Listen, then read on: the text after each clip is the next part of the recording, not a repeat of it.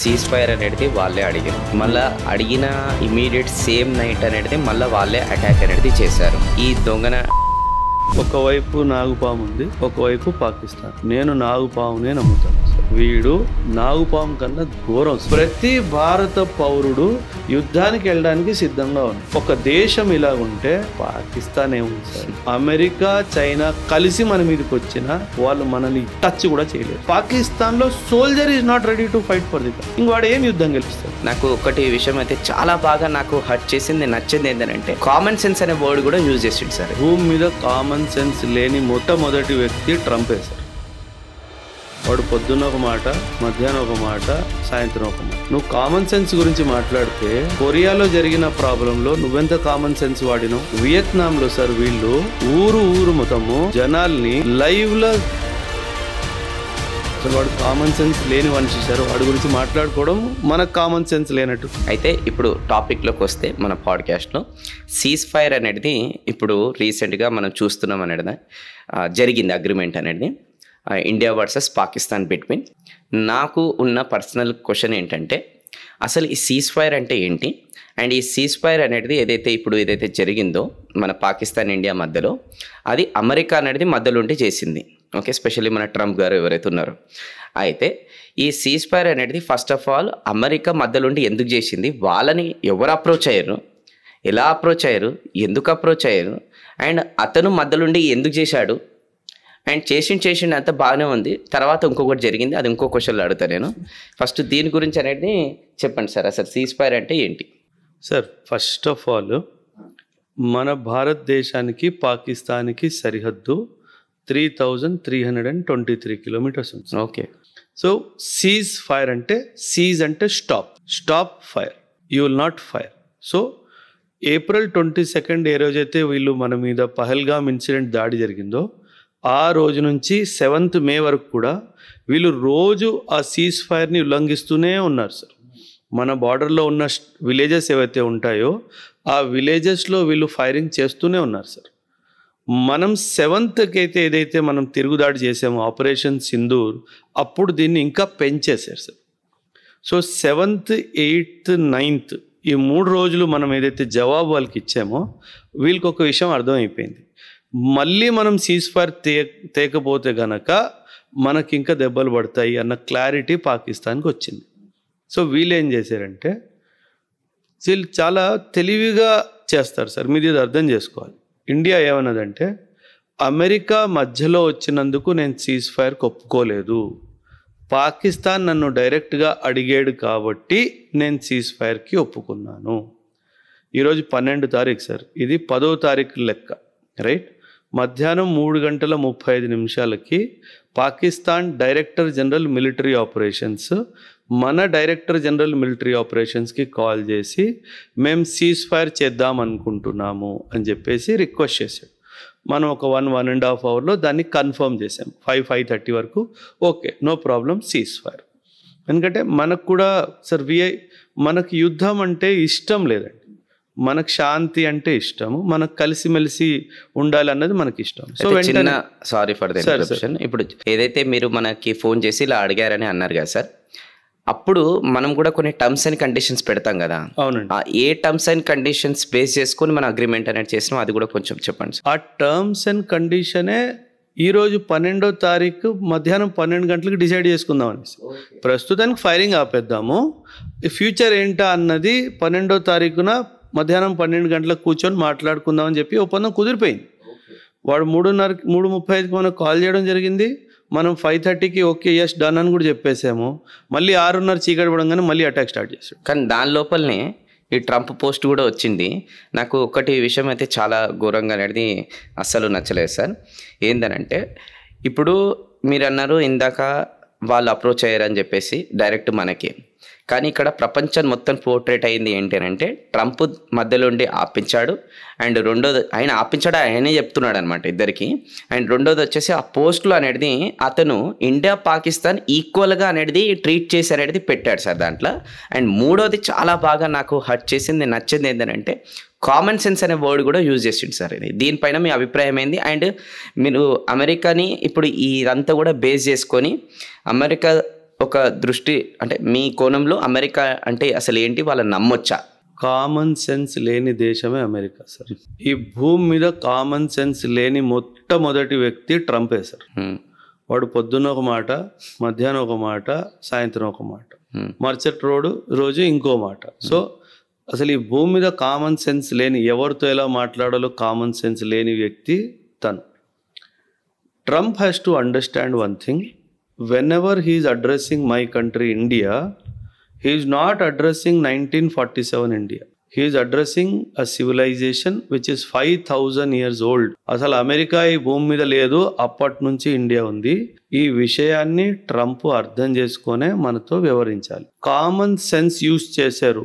Simple sir. 2001లో Osama bin Laden America మీద దాడి చేశాడు సార్. నువ్వు వాడిని తరిమి 10 సంవత్సరాలు వెతికి 2011లో పాకిస్తాన్ లో చంపేశావు. అమెరికా పాకిస్తాన్ లో ఒసామా బిన్ లాదెన్ ని చంపింది అంటే పాకిస్తాన్ ఒసామా బిన్ ని ఆశ్రయం ఇచ్చినట్టే కదా సార్. అవును. అంటే పాకిస్తాన్ కూడా ఇందులో నీ మీద అటాక్ జరగడంలో భాగం కదా సార్. కరెక్ట్. కామన్ సెన్స్ లేని కంట్రీ నువ్వు వాడినే సపోర్ట్ చేస్తా అంటున్నావు. నీకెంత కామన్ సెన్స్ ఉంది?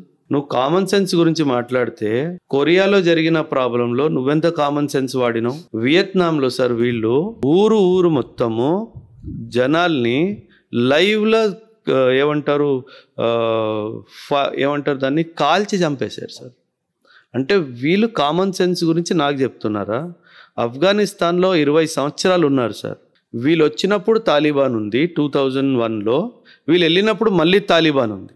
అంటే అమెరికా 20 సంవత్సరాల్లో 4 ప్రెసిడెంట్లు మారిర్రు, కొన్ని బిలియన్స్ ఆఫ్ డాలర్స్ ఖర్చు చేసి 2001లో తాలిబాన్ని మళ్ళీ 2020లో తాలిబాన్ తీసుకొచ్చారు. నీ కామన్ సెన్స్ ఏడుంది?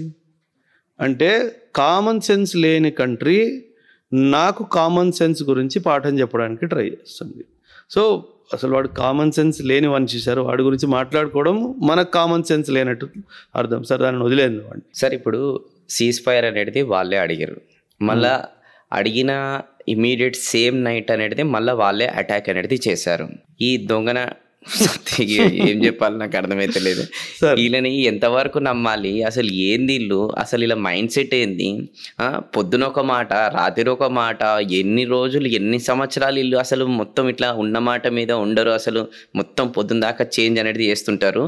అండ్ ఇప్పుడు కూడా రాత్రి అయితే చాలు డ్రోన్స్ అనేది ఎగురుతుంటాయి, మళ్ళీ ఏదో విధానంగా ఎల్ఓసిలో కూడా అటాక్ అనేది అయితేనే ఉంటుంది. అసలు ఎన్ని రోజులు ఈ అటాక్? అసలు ఏంది ఇలా మైండ్ సెట్? అసలు కొంచెం దీని గురించి వివరించి చెప్పండి సార్. నాకు ఒకవైపు నాగుపాము ఉంది, ఒకవైపు పాకిస్తాన్. నేను నాగుపామునే నమ్ముతాను సార్. వీడిని నమ్మడానికి వీల్లేదు సార్. వీడు నాగుపాము కన్నా ఘోరం సార్. మనం నాగుపాముని పూజిస్తాం, అందులో విషం ఉన్నా సరే మనం నాగుపాముని పూజిస్తాం. ఎందుకు పూజిస్తామంటే మన శంకరుడు మెడలో ఉంటుంది కాబట్టి, శంకర దేవుడు మెడలో ఉంటుంది కాబట్టి మనం పూజిస్తాం. వీడు ఆ విషం కన్నా దరిద్రమైన విషం కక్కుతాడు సార్. ఎందుకంటే సార్ ఈర్ష్య సార్. 1947లో వాడు పుట్టాడు, 1947లో నేను పుట్టాను. ఇండియా ఎక్కడికో వెళ్ళిపోయింది, నేను ఏమి చేయలేకపోయాను, ఏం సాధించలేకపోయాను అని ఆ దేశానికి ఈర్ష్య ఉంది సార్ మన మీద. ఆ ఈర్ష్య మీతోనే వీళ్ళు విషం కక్కడానికి ట్రై చేస్తారు. Shahbaz Sharif prime minister of Pakistan Google page open చేయండి సార్. ప్రొఫైల్లో ఏం రాసి ఉంటుంది? పొలిటీషియన్ అండ్ బిజినెస్ మెన్ అని రాసి ఉంటుంది. అంటే వీళ్ళు బిజినెస్ మెన్ని పొలిటీషియన్ చేసారు. సో వీడేం చేస్తాడు? కుర్చీ మీద కూర్చున్నంత వరకు ప్రాజెక్టులన్నీ వాళ్ళ బిజినెస్ కంపెనీకి డైవర్ట్ చేసి వీళ్ళు బాగా డబ్బులు సంపాదిస్తారు. దేశం ఏమైపోయినా వీళ్ళకి సంబంధం లేదు. అదే విధంగా మిలిటరీ వాళ్ళు ఏంటి, ఒక ఫ్యాక్టరీలు పెట్టుకోవడాలు. వాళ్ళ మిలిటరీ డైపర్స్ మ్యానుఫ్యాక్చర్ చేస్తారు సార్. మిలిటరీ డైపర్లు అసలు ఏం దరిద్రం సార్, అది నాకు అర్థం కాదు. మన సోల్జర్స్లో ప్రొఫెషనలిజం ఏంటి, వాళ్ళ సోల్జర్స్లో ప్రొఫెషనలిజం అంటే ఏమవుతుందంటే సార్, ఇప్పుడు ఒక విషయం సార్, ఇండియా పాకిస్తాన్కి ఖచ్చితంగా యుద్ధమే, ఫుల్ స్కేల్ ఇంటెన్స్ బ్యాటిల్ జరిగింది అనుకోండి sir, 70% of the army of Pakistan will run away. పెద్దవాళ్ళు ఎవరైతే ఉన్నారో లీడర్షిప్లో పైన 100% విల్ రన్. ఎందుకంటే వీళ్ళు బాగా ఆస్తులు సంపాదించుకున్నారు సార్. ఈ ఆస్తులు సంపాదించుకున్నప్పుడు ఇంత డబ్బు ఉంది కదా, మనకి ఇది అవసరం సావడము, వేరే దేశాల్లో సంపాదించుకోరు, ఇంకా వెళ్ళిపోతారు sir. Sir army chief of Pakistan and 10 people down ఎవరు ఫ్యామిలీస్ పాకిస్తాన్లో ఉండరు సార్. పాకిస్తాన్ కొంచెం డబ్బు వస్తే ఏం చేస్తుందంటే వాళ్ళ పిల్లల్ని అమెరికాకి, లండన్కి పంపించేస్తారు సార్. మీరు అక్కడే ఉండండి, అక్కడే చదవండి. ఇక్కడ టెర్రరిజం చేస్తున్నారు. వాళ్ళ పిల్లలకేమో బెస్ట్ ఆఫ్ ది స్కూల్స్లో, కాలేజెస్లో బిజినెసెస్ చేస్తున్నారు సార్. సో పాకిస్తాన్ ఏంటంటే 2 ముక్కలు సార్. ఒకటి సామాన్య ప్రజలు, ఒకటి business class which is political class and military class. Political class, military class బాగా డబ్బు సంపాదిస్తుంది. డౌన్ బిలో వాళ్ళని అట్లా వదిలేస్తారు సార్. ఈరోజు పాకిస్తాన్లో పెట్రోల్ 450 రూపాయలు పర్ లీటర్. ఏంటి జరుగుతుందంటే అక్కడ వీళ్ళ భయం ఏంటంటే ఒకవేళ వార్ మనం చేయకపోతే ఇండియా మీద సామాన్య ప్రజలు ఇంకా క్వశ్చన్స్ అడగడం స్టార్ట్ చేస్తాడు. ఇది ఎందుకు ఇంత పిరియమైపోయింది, అసలు ఇది ఏం జరుగుతుంది, ఒక ఉద్యోగం లేదు, ఏం లేదు అనేసి వాళ్ళ మైండ్ని అక్కడ నుంచి డైవర్ట్ చేయడానికి ప్రతి 5-10 సంవత్సరాల్లో ఇలాంటి వదవపాలు వాళ్ళు చేస్తూనే ఉంటారు. ఎందుకంటే సామాన్య ప్రజలు వాళ్ళ కష్టాలన్నీ మర్చిపోయి దేశం వెనుక మేము ఉన్నాము అని చెప్పాలి అనే ఉద్దేశంతోనే చేస్తారు సార్ వీళ్ళు. నేను మీకు 1971 మన ఎగ్జాంపుల్ చెప్తాను sir. How we are different, how they are different. మా నాన్న చెప్పిన స్టోరీ సార్, ఇది నా స్టోరీ కాదు. 1971 వార్లో ఆయన ఏమన్నారంటే మనం ఏం చేసాం అంటే మన దగ్గర అప్పుడంత ఆర్థిక పరిస్థితులు బాగాలేవండి. సో మనం ఏం చేసేవాళ్ళం అంటే గుడ్లలో, గోపురాల్లో, టెంపుల్స్లో, చర్చెస్లో, గురుద్వారాస్లో ఆయన గురుద్వారా ఇన్సిడెంట్ చెప్పాడు సార్. ఒక గురుద్వారాలో ఒక ప్రీస్ట్ పూజ అయిపోయిన తర్వాత మైక్ తీసుకొని ఇట్లా మన దేశం యుద్ధంలో ఉంది, మన దేశానికి డబ్బు అవసరం ఉంది, మనం అందరం కలిసి మన దేశాన్ని కాపాడుకునే బాధ్యత మన మీద ఉంది అని చెప్పి ఒక అనౌన్స్మెంట్, మీ దగ్గర ఎంత వీలైతే అంత ఇవ్వండి అంటే మా నాన్న చెప్పిన ఇన్సిడెంట్ సార్. జనాలు, లేడీస్ ఎస్పెషలీ, ఒంటి మీద ఉన్న బంగారం తీసి ఆ బాక్స్లో వేసేసారు. అంటే ద స్పిరిట్ ఆఫ్ నేషనలిజం చూడండి సార్. అంటే నేనంటే నా దేశం, నా దేశం లేకపోతే నేను డబ్బు కానీ, గోల్డ్ కానీ, జ్యువెలరీ కానీ, దట్ ఈస్ హౌ మనం డబ్బులు కూడబెట్టుకొని 1971లో ఫైట్ చేసాం సార్. సో అది మన దేశం సార్. అంటే ఇప్పుడు మన దేశానికి అవసరం ఉందంటే అక్కడ దాకా ఎందుకు వెళ్తున్నారు సార్?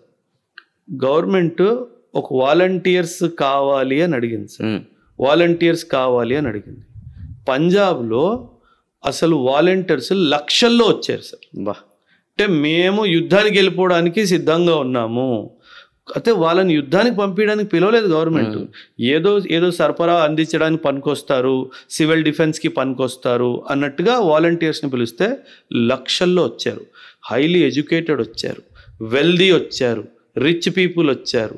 సో ఆ స్పిరిట్ ఆఫ్ నేషనలిజం మన కంట్రీలో చాలా ఖచ్చితంగా ఉంది. అంటే నా ఆర్మీ స్ట్రెంత్ 14 lakhs కాదండి, నా ఆర్మీ స్ట్రెంత్ 50 crores.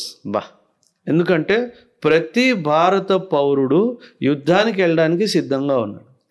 ఒక దేశం ఇలాగుంటే పాకిస్తాన్ ఏముంది సార్? అమెరికా, చైనా కలిసి మన మీదకి వచ్చినా వాళ్ళు మనల్ని టచ్ కూడా చేయలేరు సార్. ఎందుకంటే everybody is ready to fight for the country. పాకిస్తాన్లో soldier is not ready to fight for the country. ఇంక వాడు ఏం యుద్ధం గెలుస్తాడు సార్? సో మనం అసలు భయపడాల్సిన అవసరమే లేదు. అందుకే చెప్తారు కదా, అవసరం వస్తే ప్రతి ఇంటి నుంచి ఒకడు వెళ్తాడు. అది మన దేశ గౌరవం కాబట్టి ప్రతి ఇంట్లోంచి ఒక మగవాడు వెళ్తాడు. అవసరమైతే లేడీస్ కూడా వస్తారు అన్న క్లారిటీ మన దేశంలో ఉంది. ఆ క్లారిటీ పాకిస్తాన్లో లేదండి.